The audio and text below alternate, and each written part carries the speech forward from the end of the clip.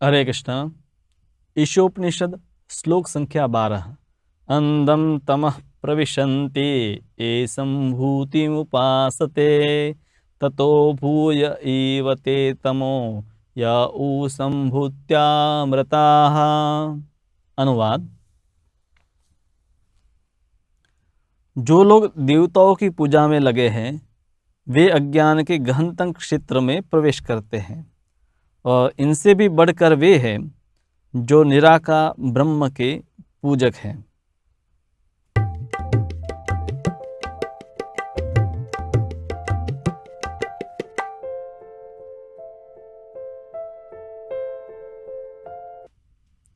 ईशोपनिषद में यहाँ पर है श्लोक नंबर 12, 13 और 14।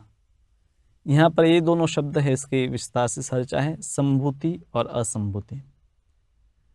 असंभूति यानी कि जिनका स्वतंत्र अस्तित्व नहीं है।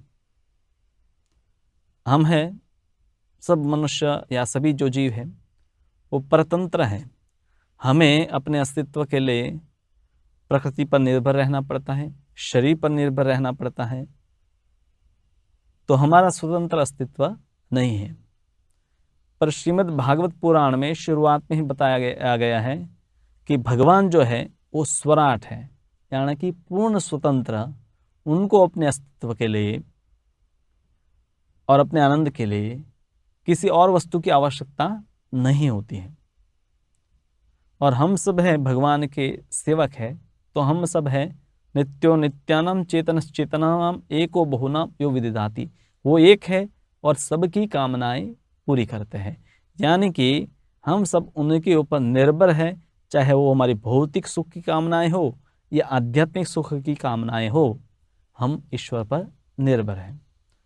और भगवान का ये जो ऐश्वर्य है, इस प्रकार का जो ज्ञान है, तो उसके बारे में प्रायः लोग नहीं जानते हैं। न मे विदुः सुरगणाः प्रभवम न महर्षय अहम आदिर्हि देवानां महर्षिणां च सर्वशः। भगवान कहते हैं कि देवता तक, बड़े बड़े महर्षि तक है, मुझे नहीं जानते, क्योंकि मैं सबका आदि हूँ। वो जब नहीं थे तब भी मैं था, और वो जब नहीं रहेंगे तब भी मैं रहूँगा।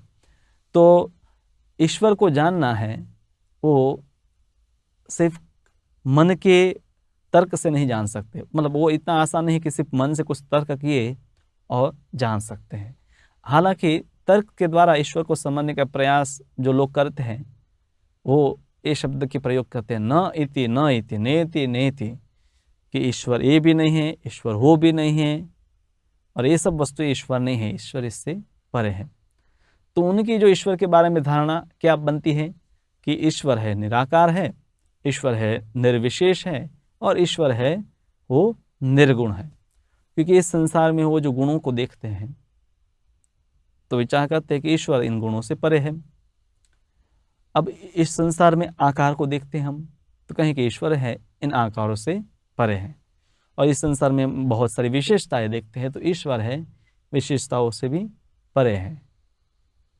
पर इससे तो हमने इस संसार की जो नकारात्मक वस्तुएं है, मतलब जो वस्तुएं है या गुण है, उनको नकारात्मक रूप से उनको छोड़ दिया कि ईश्वर में ये भी नहीं है वो भी नहीं। जैसे आप में से कोई सज्जन है, वो असत्यवादी नहीं है, क्रोधी नहीं है, चोर नहीं है, पर इस प्रकार से कहने से आप क्या है, आपके क्या गुण हैं, आप कैसे दिखाई देते, ये स्पष्ट नहीं होता है। तो सकारात्मक ज्ञान के अभाव के कारण लोग हैं नकारात्मक कल्पना करके ईश्वर को समझने का प्रयास करते हैं, न इति न इति। पर ईश्वर का रूप है वो किस प्रकार से दिव्य रूप का है, ईश्वर के जो गुण है वो दिव्य गुण है, और ईश्वर का जो विशेषता है वो कैसे दिव्य है, इसको लोग नहीं जानते हैं। और उसी को भगवत गीता में भगवान है 4 अध्याय से शुरू करते हैं दिव्य ज्ञान को समझाने का। तो भगवान ही अपने बारे में, अपनी विशेषता, गुण, कार्य इत्यादि के बारे में बताएंगे, तब उनको हम जान पाते हैं। या जिसने भगवान का साक्षात्कार किया वही व्यक्ति हमें भगवान का यथारूप ज्ञान दे सकता है। कल्पना के द्वारा, नकारात्मक विश्लेषण के द्वारा तो हम ईश्वर को नहीं जान सकते हैं। उससे सिर्फ हम भगवान की निर्विशेष एक धारणा बना सकते हैं कि कोई एक ईश्वर है जो निराकार, निर्गुण और निर्विशेष है। तो उसी को हम कहते हैं ब्रह्म, हम है उस निर्विशेष, निराकार और निर्गुण की को नकारते नहीं कि वो नहीं है, पर श्रीमद् भागवत में बताया गया है कि ईश्वर के 3 लक्षण हैं, 3 रूप से वो प्रकट होता है इस संसार में। मतलब हम उसको जान सकते हैं। पहला जो उनका लक्षण है उसको कहते हैं निर्विशेष ब्रह्म, दूसरा उनका लक्षण है उसको कहते हैं परमात्मा, और तीसरा उनका लक्षण है उसको कहते हैं भगवान। निर्विशेष ब्रह्म यानी कि जैसे कि सूर्य है, उनका प्रकाश चारों ओर फैला हुआ है, उसी प्रकार से भगवान के शरीर का जो तेज है, यस्य प्रभा प्रभवती जगदंड कोटि, जिनकी प्रभा से कोटि कोटि ब्रह्मांड प्रकाशित होते हैं, वो ईश्वर है। और वो प्रभा को ही ब्रह्म कहते हैं, जो सर्वव्यापी है। इस प्रकार से ईश्वर सर्वव्यापी है। संसार में कोई व्यक्ति अगर सर्वव्यापी है तो वो एक जगह नहीं हो सकती, मतलब वो एक ही जगह होगी और फिर उसके लिए सब जगह होना संभव नहीं है। जैसे आप एक जगह पर बैठे हैं तो आप सब जगह नहीं होते हैं, और जो सब जगह व्याप्त है, जैसे वायु सब जगह व्याप्त है, तो उसका कोई विशेष रूप नहीं होता है। तो ये भौतिक जो पदार्थ हैं उनमें मर्यादा होती है, पर भगवान कोई भौतिक पदार्थ नहीं है, इसलिए उनमें ऐसी मर्यादा नहीं होती है। अब ईश्वर है हर जीव के साथ भी, आत्मा के साथ परमात्मा के रूप में, द्वा सुपर्णा सुये जा सखा है, एक ही वृक्ष पर, ये शरीर है वृक्ष है, उसमें 2 पक्षी बैठे, एक आत्मा है और दूसरी परमात्मा। ये दोनों एक नहीं है, अन्यथा हम 2 शब्द का प्रयोग ही क्यों करते हैं? आत्मा और परम आत्मा, यानी कि सर्वश्रेष्ठ जो है। तो इसको भी हमें समझना चाहिए कि भगवान है सर्वव्यापी भी है, सब जीवों के हृदय में भी है, चाहे मनुष्य है, कीट पतंग, कोई भी जीव है। और फिर तीसरा शब्द हमें समझना चाहिए भगवान, यानी कि जो षड ऐश्वर्य, धन, शक्ति, सुंदरता, कीर्ति, ज्ञान और वैराग्य, ये षड ऐश्वर्य के जो स्वामी हैं उनको परम भगवान कहते हैं, कृष्ण कहते हैं, और उनका दिव्य रूप है।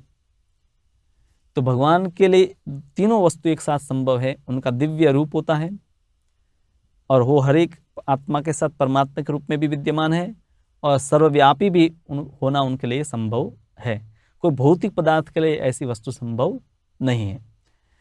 तो ये ईश्वर की बात हो गई, जिनके बारे में बताया गया कि जो संभूति है, ईश्वर है, उनका साधना करने से हमें एक फल प्राप्त होगा, और वो फल है इस भौतिक भवबंधन से मुक्ति, यानी कि हमें वापस इस संसार में जन्म लेना नहीं पड़ेगा, हम उनके धाम में जाएंगे। पर जो परतंत्र देवता है उनका कोई आश्रय लेता है तो उसको भी फल प्राप्त होता है, पर वो फल होता है क्षणिक फल होता है, यानी कि वो इस संसार तक ही सीमित होता है। क्योंकि देवताओं का जो अस्तित्व है, उनका जो लोक है और उनके द्वारा जो फल दिए जाते हैं, तीनों वस्तुएं वो क्षणिक है, वो हमेशा नहीं होती हैं। तो देवताओं की पूजा करने वाले देवलोक में जाते हैं, पर क्या होता है फिर? क्षीणे पुण्य मर्त्यलोकम विशंति। गीता में जैसे बताया है कि पुण्य पूरा होने के बाद वापस इस संसार में आ जाते हैं। जैसे आप है धन कमा कर कहीं घूमने जाते हैं, और धन जब आपका खत्म हो जाता है तो आप वापस आते हैं, वापस धन कमाने में लग जाते हैं। तो देवलोक में जाना मतलब आप दूसरी जगह पर जैसे घूमने गए और फिर वापस लौट आए, और वापस फिर कर्म में लग जाते हैं। तो आखिर में लोग देवी देवताओं की पूजा क्यों करते हैं? क्योंकि जब ये है कि उनके फल है क्षणिक है, उनका लोक क्षणिक है, देवता क्षणिक है, तो फिर लोग है अस्थाई इस पद्धति में क्यों लगते हैं? तो उसका कारण गीता में ही बताया गया है। कामेस्ते ते रतज्ञान प्रपद्यन्ति अन्य देवताः। क्या बताया है? अन्य देवताओं का भजन वो लोग करते हैं जिनका हृदय कामनाओं से अभिभूत, कामनाओं में मग्न हो गया है, डूब गया है। अनेक प्रकार की कामना है, पुत्र की कामना है, धन की कामना है, अच्छी नौकरी, बिजनेस, विदेश गमन, अच्छा पति या अच्छी पत्नी, अनेक प्रकार की कामनाएं लोगों को होती हैं, या नेता बनना। तो अनेक कामनाओं से लोग हैं देवताओं की शरण में जाते हैं, क्योंकि शास्त्रों में पद्धति बताई है कि व्यक्ति को अलग अलग हेतु के लिए देवताओं की शरण में जाना है। तो आखिर में शास्त्रों में बताया इसीलिए है ताकि कम से कम व्यक्ति है अपनी कामनाओं से शास्त्रों को पढ़े। पर शास्त्रों का उद्देश्य ये नहीं कि लोग उसी में उसी स्तर पर बने रहें, बल्कि उसका उद्देश्य है कि धीरे धीरे वो समझे कि इन देवताओं के भी कोई नियंत्रक है, परम भगवान है, और उनकी उपासना करनी चाहे। तो देवताओं की उपासना कोई सात्विक व्यक्ति होगा तो सात्विक पद्धति में लग जाता है, कोई राजसिक व्यक्तियों का तो राजसिक उपासना में लग जाता है, और तामसिक व्यक्ति तमोगुण की उपासना में लग जाता है। फिर उनको कुछ फल मिल जाता है। अंतवत्तु फलम तेषाम तद भवति अल्पमेधसाम, पर उनका जो फल होता है वो अंतवत्तु यानी कि अल्पकालीन होता है, लंबे समय वो टिका नहीं रहता है। उस फल का भी इस संसार में भी अंत आ जाता है, या मृत्यु के समय पर तो वो फल खत्म हो जाता है, या इस जीवन में पुण्य किया तो उसका फल अगले जीवन में मिल जाता है। यानी कि वो भौतिक फल प्राप्त होता है जो नाशवंत होता है। तो इसीलिए भगवान उनको अल्प बुद्धि अल्प मेधश्याम कहते हैं। क्यों अल्प मेधश्याम कहते हैं? क्योंकि जैसे एक बिजनेस में कोई कंपनी है और आप हैं बिजनेस में अपना पैसा लगाना चाहते हैं, तो आप देखेंगे कि वो जो कंपनी है वो मुनाफा कर रही है या घाटा कर रही है। अगर घाटा कर रही है और अगर आप उस पर पैसे लगाते हैं तो लोग कहेंगे अल्प बुद्धि वाला है, अब ये कुछ समय में बंद भी हो जाएगी, तो उस पर पैसे लगाने से लाभ नहीं मिलेगा, जो लगाया वो भी चला जाएगा। पर अगर कोई अच्छा कंपनी है कि जिसमें काफ़ी मुनाफा हो रहा है और आप उसमें पैसे लगाते हैं, फिर आपके पैसे की वृद्धि होती है, तो लोग कहें ये बहुत बुद्धिमान है। तो जो वस्तु क्षणिक है, अस्थाई है, जिसके फल भी ऐसे अस्थाई हैं, ऐसे कार्यों में लगना, ऐसी उपासना करना, तो उसको अल्प बुद्धि जब गीता में बताया गया है तो उपयुक्त है। देवान देवे जो आती मद भक्ता यान्ति माम अपि, तो देवताओं को भजने वाले देवलोक में जाते हैं और भगवान के भक्त भगवान के लोक में जाते हैं। फर्क क्या है? यद्गत्वा न निवर्तन्ते तद्धाम परमं मम, मेरे धाम में जाने के बाद वापस इस संसार में नहीं आना पड़ता है। देवलोक इसी संसार में है, ये पूरा ब्रह्मांड है, अंधकारमय है, जिसमें सूर्य का प्रकाश है तो उस प्रकाश हमें दिखाई देता है। तो देवलोक चाहे वो इंद्र का लोक हो, चंद्र का लोक हो, सूर्य का लोक हो, इसी संसार में है। जैसे इसी पृथ्वी पर हम अनुभव करते हैं कि भारत देश है, फिर अमेरिका है, और कई लोग वहाँ पर घूमने जाते हैं। तो उसी प्रकार से अलग लोक भी है कि जहाँ पर और ज़्यादा सुख सुविधाएं रहती है, लंबा जीवन रहता है और लोग वहाँ जाना चाहते हैं। पर उसके परे एक आध्यात्मिक लोक है जिनका ज्ञान अधिकतर लोगों को नहीं होता है, जिसको कहते हैं वैकुंठ, गोलोक वृंदावन। वैकुंठ का अर्थ होता है विगत कुंठ, यानी कि जहाँ पर किसी भी प्रकार की चिंता दुख नहीं होते हैं। संसार में हमेशा हर एक व्यक्ति को जन्म का दुख भोगना पड़ता है, मृत्यु का दुख भोगना पड़ता है, और उस दोनों के बीच में वृद्धावस्था और रोग, ये दोनों का अनुभव करना पड़ता है। तो इस संसार में कितनी भी हम अच्छी व्यवस्था कर ले या पुण्य करने में लग जाए, देवताओं की उपासना करने में लग जाए, उनको प्रसन्न भी कर ले, तो भी हमारी जो समस्याएं हैं उनका पूरा हल नहीं होगा। क्योंकि इस संसार में जितना भी मतलब अलग अलग ग्रह मंडल है, लोक है, वो सब में ये मूलभूत समस्या रहती है कि वहाँ पर पुनर्जन्म होता है, शरीर को छोड़ना पड़ता है।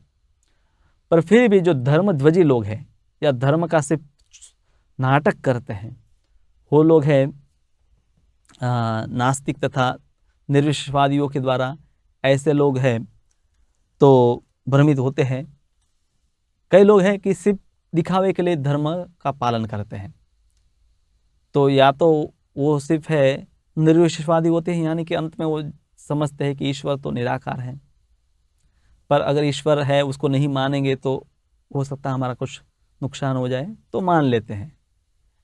तो नास्तिक कई लोग हैं कि जो मानते ईश्वर नहीं है। तो धर्मध्वजी जो है यानी कि धर्म के दिखावे करने वाले हैं, तो उनको कई प्रकार से लोग हैं उनको धोखा देते हैं, क्योंकि वैसे भी वो भी इसके लिए गंभीर नहीं है, तो उनको धोखा देने वाले बहुत सारे संसार में लोग हैं, बहुत सारे बनावटी अवतार है। अभी भी आप भारत में गिनने निकलेंगे तो आपको कम से कम 1 डज़न अवतार मिल जाएंगे, जो अपने आप को कल्कि का अवतार या कृष्ण का अवतार या रामकृष्ण का अवतार या साईं का अवतार, क्या न क्या प्रजल मतलब कल्पना ही करते रहते हैं, जिसका कोई भी प्रमाण आपको शास्त्रों में नहीं मिलेगा। और लोग हैं इससे भ्रमित भी होते हैं, अपने पैसे भी उनको दे देते हैं। तो जब देवताओं को भजने वाले हैं उनको अल्प बुद्धि बताया गया है, तो इस संसार की मानवीय जो अवतार है, काल्पनिक अवतार है, उनको भजना तो मूर्खामी ही होगी। तो जिनका धारणा है कि ईश्वर है वो निराकार है, निर्विशेष है, निर्गुण है, बल्कि पर वो भगवान के जो विशेषता है, उनके गुण, उनकी लीलाओं को नहीं जानते हैं, तो उनका ज्ञान ज़्यादा खतरनाक है। क्योंकि ऐसे निर्विशेषवादी लोग क्या करेंगे, जो धार्मिक लोग हैं उनको जाकर बोल देंगे कि आपको ये भगवान का नाम लेना, उनका दर्शन करना, उनको भोग अर्पण करना, उनकी सेवा करना, इस सब की कोई ज़रूरत नहीं है, क्योंकि ईश्वर तो निराकार है, निर्गुण है, निर्विशेष है। सिर्फ मेडिटेशन करो, सिर्फ ध्यान करो। भाई ध्यान भी करना है तो कोई ऑब्जेक्ट तो होना जरूरी है ना, किसका आप ध्यान करेंगे। तो वो ब्रह्म के बारे में हालांकि वो जानते नहीं हैं, पर लोगों को भ्रमित करते हैं, और इसलिए लोगों को भ्रमित करने के कारण बताया गया है कि वो और अंधकार में जाते हैं। चैतन्य चरितामृत में तो यहाँ तक बताया कि मायावादी कृष्ण अपराधी, जो समझते हैं कि जो ईश्वर है वो माया के प्रभाव में होता है, तो वो माया भगवान के अपराधी है और उनकी दुर्गति होती है। तो भगवान को ये लोग क्यों नहीं समझ पाते हैं? देवी देवताओं के उपासक मायावादी है, निर्विशेषवादी है, ऐसे लोग ईश्वर को इसलिए नहीं समझ पाते हैं क्योंकि वो भक्ति का आश्रय नहीं लेते हैं। भक्ति के द्वारा ही ईश्वर को पूरा संपूर्ण रूप से जाना जा सकता है। और ये मैं बात नहीं बता रहा हूँ, गीता में ही बताया गया है, भक्त्या माम अभिजानाति यावन यश्चास्मि तत्वतः, भक्ति के द्वारा ही तत्वतः तुम मुझे जान सकते हो। कहीं भी आपको ऐसा श्लोक नहीं मिलेगा कि ज्ञान, वैराग्य, योग इत्यादि के द्वारा। ये भी भिन्न भिन्न मार्ग है, इससे आपका आध्यात्मिक उन्नति होगा, पर अंत में तो आपको भक्ति का आश्रय लेना ही पड़ेगा, तभी भगवान के द्वारा भगवान को समझना, भक्त के माध्यम से समझना आसान है। भक्ति का मतलब यह है कि भगवान से संबंध जोड़ना। तो किसी की भी व्यक्ति को जानना है तो आपको उसके साथ क्या जोड़ना पड़ेगा? संबंध जोड़ना पड़ेगा। जब संबंध होगा तो आप उस व्यक्ति को ठीक से जान पाते हैं। और कोई व्यक्ति ऐसा संबंध नहीं जोड़ना चाहता है, हाँ, और सिर्फ दिखावा करता रहेगा, तो ठीक है, वो जीवन भर कुछ करता रहेगा और अंत में कुछ तो उसको मिलेगा, पर वास्तविक जो लाभ है वो नहीं मिलता है। तो भक्ति से ही हमें दिव्य ज्ञान हमारे हृदय में प्रकट होता है और संसार के प्रति वैराग्य उत्पन्न होता है, जिससे हम हैं भगवान के धाम में जा सकते हैं। पर जो भक्ति में नहीं लगा है उनको दिव्य ज्ञान नहीं होता है, उनका जो ज्ञान है तार्किक ज्ञान होता है, उनका वैराग्य भी ऊपर ऊपर का होता है, पर भक्ति से ही वास्तविक ज्ञान और वास्तविक वैराग्य उत्पन्न होता है।